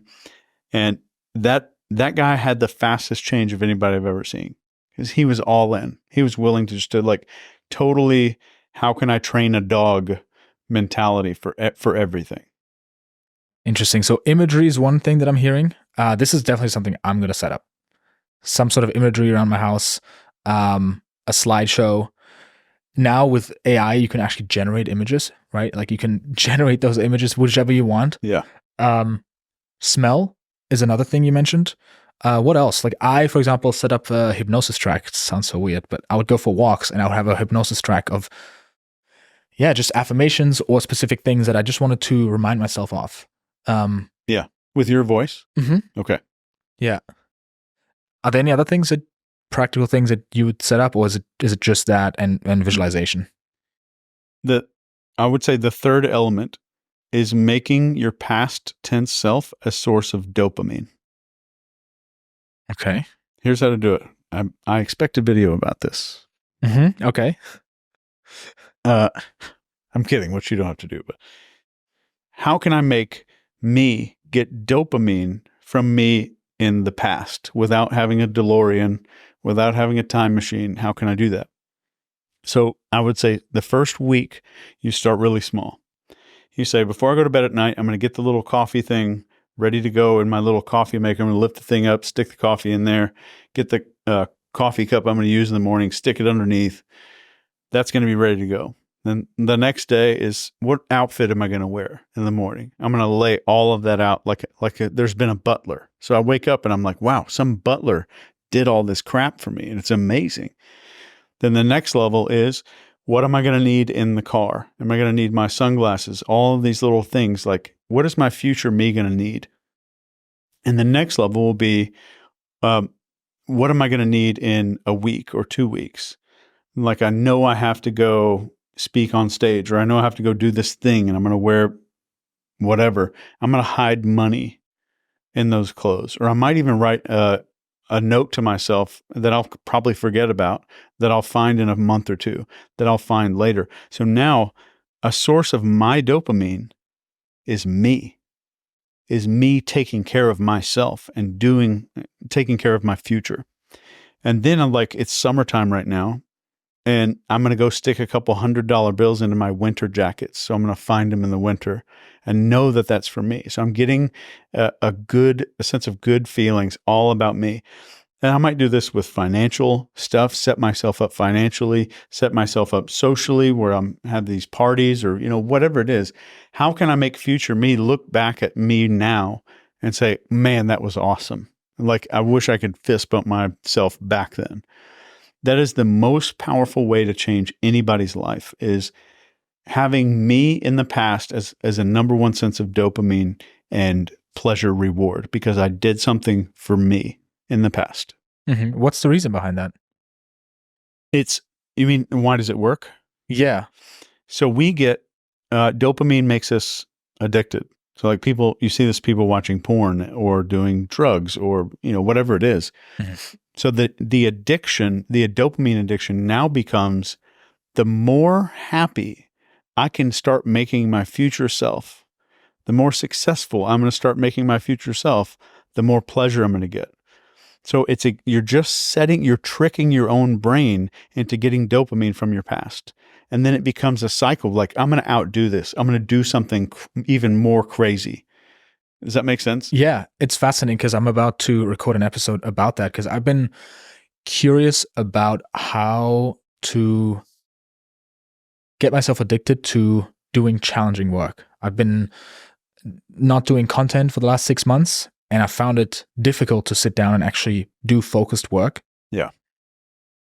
And that's actually one of the things that I dove into, is dopamine, and listening to my Uncle Huberman and what he talks about that, right? Yeah. What he talks about around that topic. And that's what I'm finding too, is just being able to attach dopamine to those things. Yeah. And it makes so much sense. if you attach dopamine to making your future self happy, or what you mentioned was putting your future's needs before your own Present. needs, your Yeah. present needs, you just train your brain to enjoy that and enjoy doing that. Yeah. It is so powerful. And when it comes to like, I need more dopamine from doing hard things. A huge mistake that most people make, they see somebody eating really healthy. They see somebody that goes to the gym every day and they're like, oh, that guy's got discipline. They got a lot of discipline. That's not discipline at all. The only discipline that was there was just there to make the habit start. So like somebody going to the gym every day, that's just a habit at this point. The only discipline that was there was the discipline to get this thing started off the ground. So that's where we have these reserves in our bodies. I'm going to sound like your uncle here, but we have these reserves in our bodies that's limited of how much willpower do I have. And if I'm doing like, okay, I'm going to go to the gym, I'm going to eat 1.2 pounds of green spinach every day. I'm also going to start juicing. I'm also going to like run 4 miles. I'm going to start all this at the same time. You're done. It's impossible. Too much. Just a little bit at a time. So my discipline's going to run out. So just use a teaspoon of discipline at a time to get a habit kick-started, and then very gradually start the next one, because that stuff goes away so fast. But even more importantly, I'm not going to start really good habits unless I have a really good addiction to future me. That's a baseline. Yeah. The moment I can get an addiction developed to making future me more happy, and like, I'm like, oh, I got this giant ass piece of cheesecake right here. And like I pull out a fork and I start cutting into it, I'll be like, wait. Instantly I'm thinking about, this isn't for me. Mm-hmm. This is for future me. I'm not going to eat this. Mm-hmm. And then you get more dopamine from that, because like you're looking in the mirror and you look better. So you get into that state, it makes all the other habits so easy to do, because all of your discipline is rooted to getting something done that's going to make you happy already, because you have an addiction to making your future successful. I love that. Let's finish up so we talked about confidence a lot. Yeah. Because I think that's just what people think about a lot. That's what they care about a lot. You mentioned discipline. We just talked about that as well. So your level of discipline in your home, off camera, off stage, also affects your ability to be an authority, be seen as an authority, and move like an authority. The next thing is leadership. So we can dive into leadership, gratitude, and enjoyment. What do these mean? How do we increase those? Leadership is really easy. Is just asking myself, am I being the same person off camera as I am on camera? And if it's not, do I need to do something different on camera? So like when I'm at work, and let's say I'm in charge of a team or something, am I being fake there where I need to be less fake? And how can I bring that into my personal life? And if you're not willing to be that way in your personal life, there's a big problem. And that's where leadership starts. That's the beginning of leadership. When you talk to we've all had a conversation where like, we looked at a person, they were really confident, maybe like a bar or a networking event or something like that. Everything looked great. They had a perfect suit on, good haircut, confident behavior and all that. And after the conversation, you're like, something's off. Something's off about this guy. That's that shit not adding up like it's supposed to. There's off camera and on camera. On camera, he's great, but the off camera stuff leaks out through our body. That's where it becomes the body language and stuff that I talk about all the time. And I would tell everybody, what you do off camera will create a gut feeling in everyone you meet. If you just remember that phrase, like burn it into your soul, everything that I'm doing when nobody's looking is going to create a gut feeling in other people. And if I view myself as being in the business of making good gut feelings in people, then what I do off camera becomes exponentially more important. I see that to be very true in my life too. When I started bringing on a team, I realized how difficult leadership is because you can't hide. Yeah. You can't hide. Yeah. So everyone talks about culture. Culture is what you do. It's not what you say. Well, culture is not just like developing a culture in your business or in your community or in whatever you're building, in your family. it's not just what you do when you're with them. It's what you do when you're even by yourself. It's all about integrity. Yeah. Yeah. That's And difficult. integrity, the word integrity, they use in shipbuilding, and when we build military ships or any ship, is that there's no water leaks. Mm-hmm. And it's the same thing for us. I'm not leaking out little indications of me being a different person on camera than off camera. And when I first started this company, after I retired from the military, I thought, man, people are going to think that I'm being fake. People are going to think that some of this is artificial.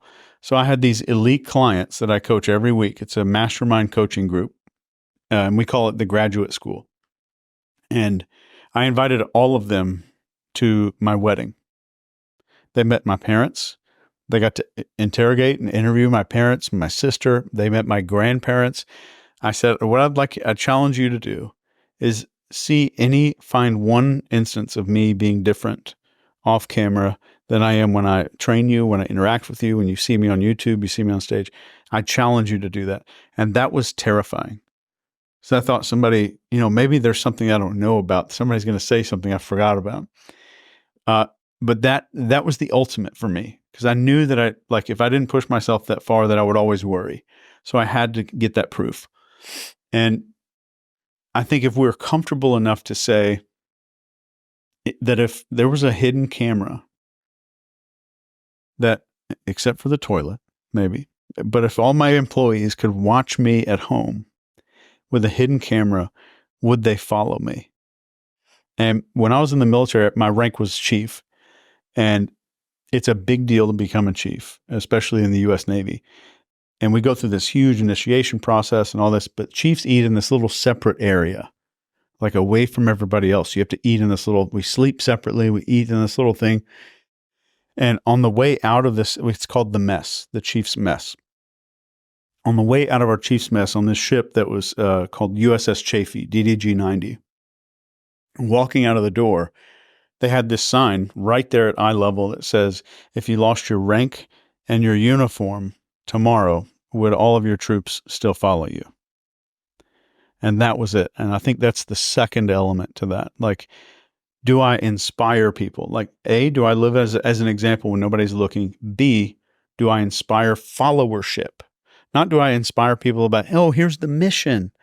No, I want it, am I followable? Just naturally. So the test is, and this is what I tell all my clients, the test is, if I sent you back in time 10,000 years where no one speaks English, could you be an authority? Could you make people see you as an authority? Or you couldn't convince anybody, you don't have any uniforms to go off of. Would your behavior still come off as followable to those people? And that's what I think makes that happen. Again, speaking to the mammalian brain. Yeah. So, if somebody were to lack integrity, yeah, or they're putting in a performance and they're like, oh, I'm actually kind of a piece of shit, and I'm pretending to have everything together, how would one go about fixing that? Cheapest solution in the world. Go on Amazon right now and buy fake security cameras. They're like $11. They're fake. You stick a battery in there and a red light beeps. It's a totally fake camera. Stick it in your bedroom. Stick one in your kitchen, in your face. And it doesn't have to be permanent. You don't have to screw it down, or you can hot glue it or whatever. But put it in a place where it's going to be looking you right in your face for a month or maybe 60 days, whatever you need. But just reminding you like crazy. And those cameras are the ultimate thing that make our behavior change. Because people are like, oh, I'm not good on camera. I'm afraid of camera. We're surrounded by cameras in here. But a camera makes people's behavior change, especially when you're trying to be private. As we know, we're on a podcast. We're not trying to we don't have any expectancy of privacy here. But when it's forced in your face, there's people looking at me. There's people watching me. It reminds you to start living that way off camera. And it can change your entire life, and it costs $11. I think another component to that too would be, sometimes people are posturing so much you can't even back it up with actions. Yeah. So I think the solution for those people would just be start telling the truth, right? Yes. And if the advice I would give to somebody who's posturing is, if you've spent some time in your life where, damn, this arm of this chair keeps going out from under me. Sorry about that. If you've spent some time in your life where you were posturing and you want to get to a point where you're not doing that anymore, start getting in the habit of talking openly about your insecurities. So like if I'm a posturing person and I come on this podcast with Leon, and the first thing I would force myself to say is, I'm really nervous. I don't know if I'm going to bail here. I don't know if I'm going to like say something really stupid and then you're going to keep it in the episode. I'm just going to say what's going on internally to force authenticity into my life. And this is not a habit you have to do forever, to where you're like, if somebody's got a pimple on their head, you're like, you have to say it or something like that. That's ridiculous. So we're getting to a point where I'm the raw person. Like if I'm keeping a piece of armor on me somewhere, I'm starting to get in the habit of just taking little pieces of armor off in every conversation that I have. And if something makes me feel weird or awkward, I openly talk about it. That's the first thing that happens. And that's the fastest pathway, aside from going down that authority inventory and just rating myself on a daily basis. I think it's the fastest pathway to get to a point where I'm doing that. And that also goes back to, am I open to social injury? Can I be open to being injured socially? Next up, gratitude and enjoyment. Yeah. Why is gratitude and enjoyment in there? Because I would think there are authority figures that are miserable, they're not grateful at all, and they're not really enjoying it. But everyone looks up to them and they follow them. So why are those two in there? These are what make you have the highest amount of authority. These aren't the 5 requirements. So I can have 3 of those. If I have 3 out of those 5 that are super high, then you're well above most people. You're in the top 10%. If you have all 5, you're in the top 1%. But with gratitude and enjoyment, we don't need to go into an explanation of that. Everyone knows there's a billion YouTube videos out there on gratitude and how to be in a good mood, how to stay positive. Number 1, positivity and enjoyment, being just enjoying what's going on now. Doesn't mean I'm partying, doesn't mean I'm celebrating or smiling all day long.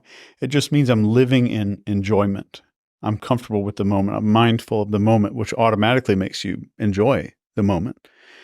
And the gratitude part is, if you and I were sitting in the Austin airport here together, just like at a gate, and I said, Leon, look around here and find me a person who has a really high degree of gratitude in their life.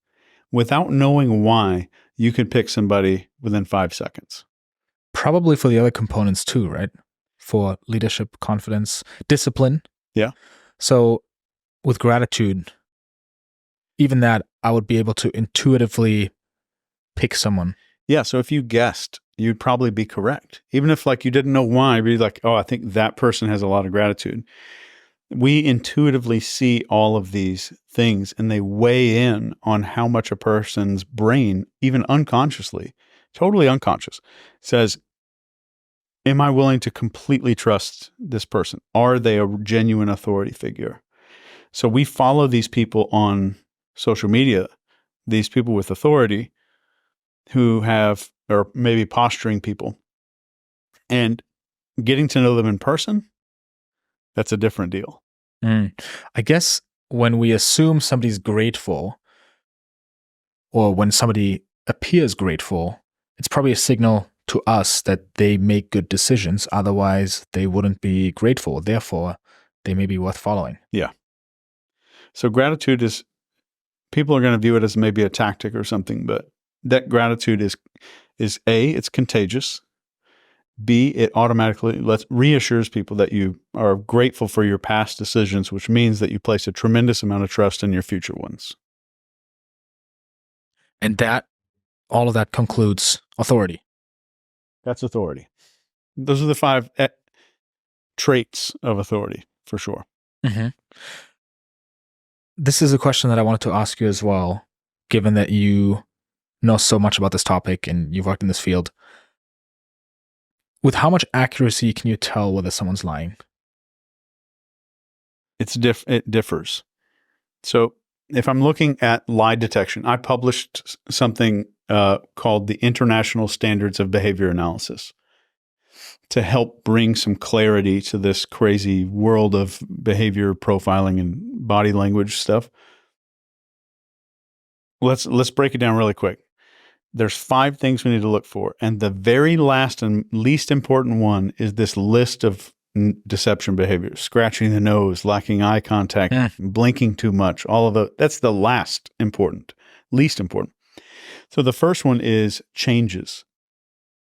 I'm going to look for how does a person normally behave, and then how do they behave when the important topic is brought up, or when the weird question is brought up, or when the wife asks her husband, "What's this app on your phone called?"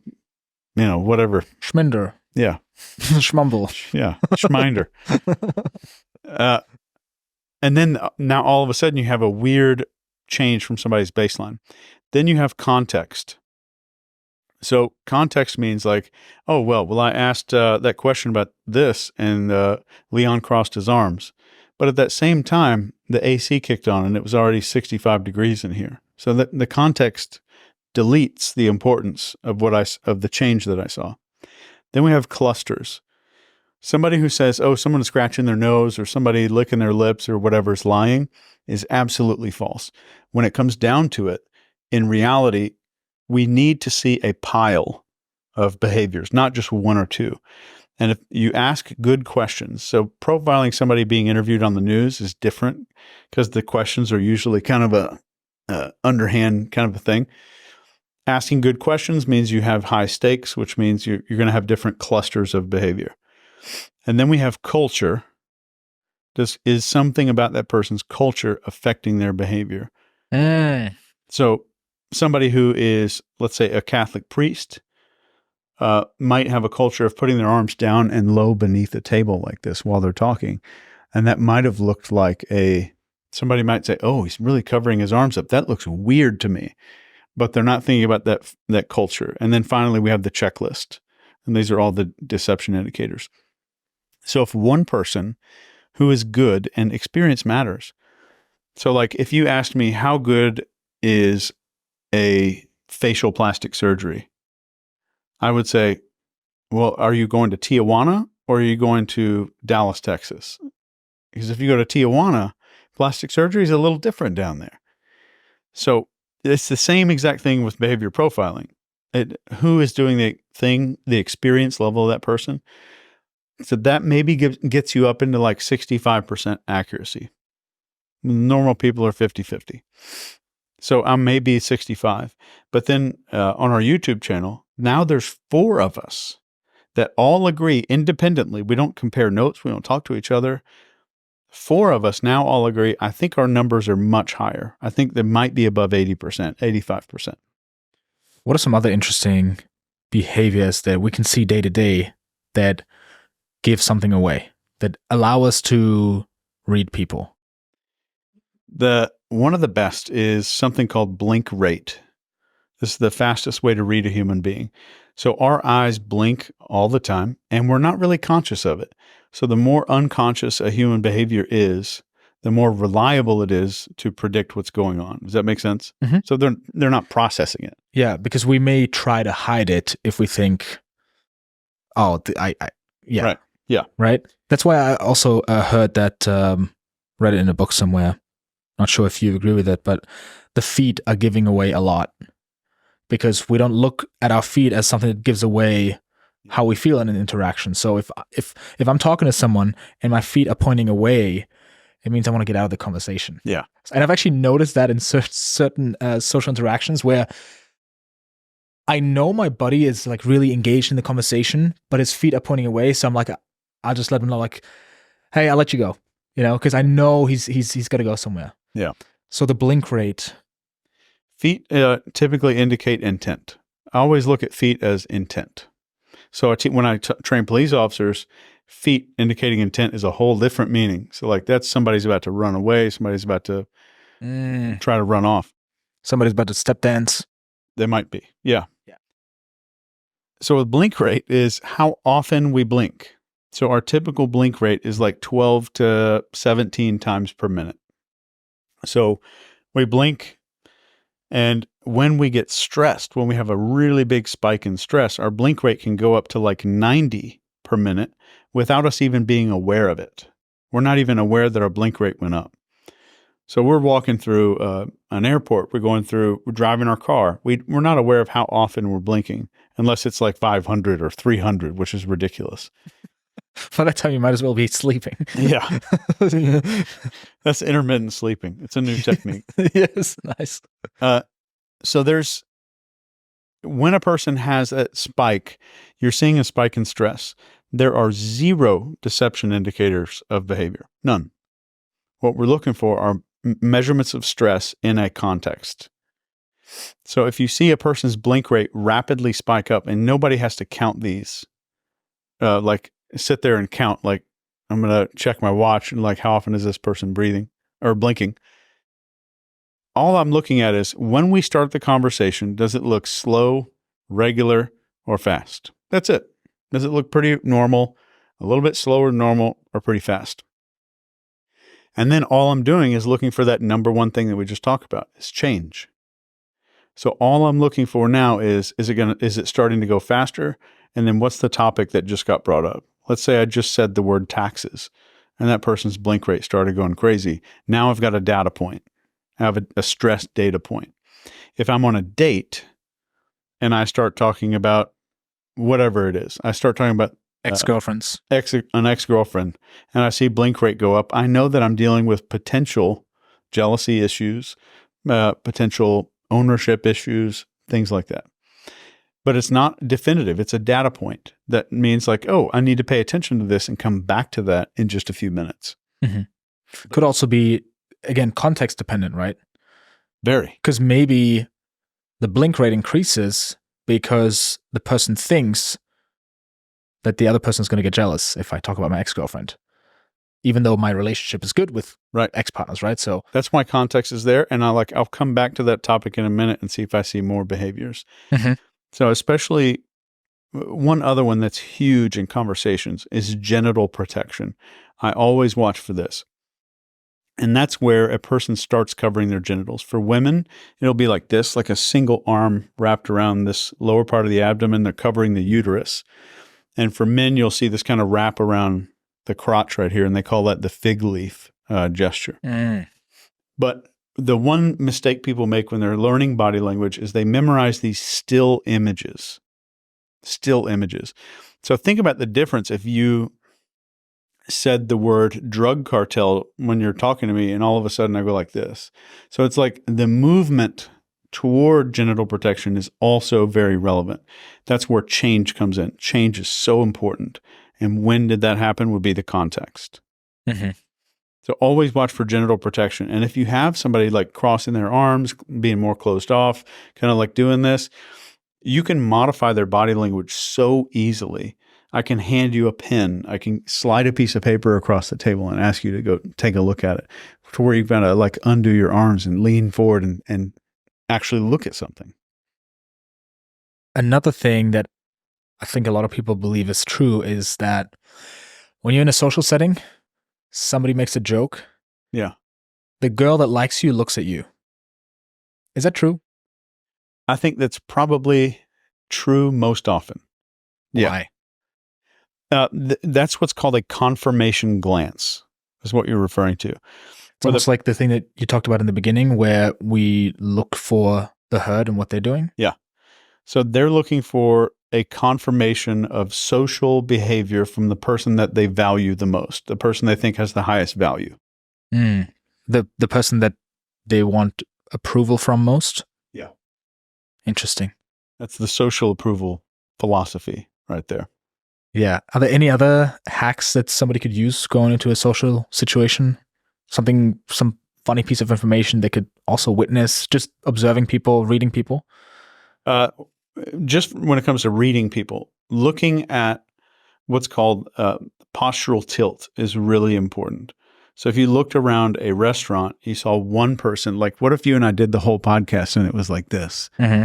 Like this is an awkward and unusual social tilt. Yeah. And this, like you can look around and see that like, oh, this person is needing more than that other person is. So that person leaning back is more likely to be in charge of that conversation. And postural tilt is really important. Number 2 is slowness of movement. So it's not just a technique for me to build confidence. I look around the room and I say, who is moving slower than the other person? So 100 yards away, I can look across an airport or a mall or whatever, and I can say, that's the person that's in charge of that conversation, just by speed of movement. And the third would be certainty. Does that person complete their movements? So if I'm like reaching down to grab a glass or something, am I completing that movement and picking it up? And you'll see a lot more reservation of that person looking and then kind of grabbing the glass, waiting for a second, and then picking it up. That it's an incomplete movement. And you'll be stunned how many incomplete movements that you see people make. So a lot of that comes down to, is that person, do they feel permission to make that movement happen? They're looking for a little confirmation along each little leg of that journey to do that. And that's what you're seeing there. So just looking at those things can give you so much data that nobody else in the room can see. When you're in that mode, how do you get out of that?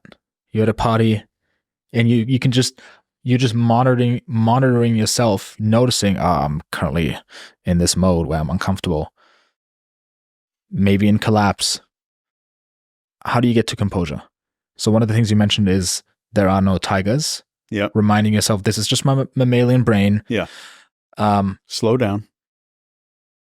And envision yourself like, if I'm in that mindset, I'm living behind my eyes. So if I'm in true composure, my experience is out here in front of my eyes. But when you talk to somebody who's like insecure, they have some negative self-talk going on, they're living back here. They're living behind their eyes. Does that make sense? Mm-hmm. So getting your awareness out, just like forcing it out in front of yourself, in front of your eyes, is so critically important. And next would be, if you're the posturing type, to just say what's going on in your head right in that moment. Say, hold on for a second. I'm in my head right now wondering if you like me or not. And that's the stupidest thing in the world. I shouldn't be thinking that at all. And you just kind of get that out. And if this stranger that you're talking to, who cares? But you're getting to a point of authenticity. And I would say now more than ever, that when somebody sees something authentic, before we started recording, I said that's the thing that drew me to your channel. Like, I watched a video that you did, and I thought, this guy is not faking trying to be something perfect and flawless and unique and like this perfect little guy who with all of these perfect traits and features. Everyone else is doing that in the world. Everyone else is so fake that people are so starving for something that feels authentic, something that feels real. This is why most of the world, this is polls that have indicated this, people trust Joe Rogan more than the news. Mm-hmm. And that's just, that's an authentic dude. He's a real dude, and he is open to social injury. And that's the third step, is getting to that point where I say, am I willing to be injured here socially? Is it going to hurt me? Is it really going to do bad stuff to me? And getting to that worst case scenario and saying, that's probably not going to happen. It's funny because sharing these fears that you may have in that moment, I'm wondering if you like me and I'm totally pretending right now, people would think that is a lack of confidence. But it actually, at its core, is composure. The definition of confidence. It is confidence. Yeah. So that's what people get wrong, right? It's and that's where, like you said, when you're in composure, confidence becomes contagious because the other person is probably like, oh, I was kind of feeling the same way. Yeah. And I saw this in this leadership training that I was doing, that when, like, we're all so afraid. We're all just so afraid of not being enough, of how we look. And yeah. As soon as I know, this is one of the mantras that I've developed. As soon as I know that everyone's just naked and afraid, yeah, I relax and I become, and through that, I become so confident. And it's just a reminder, we're all just afraid. Yeah. Everyone's terrified.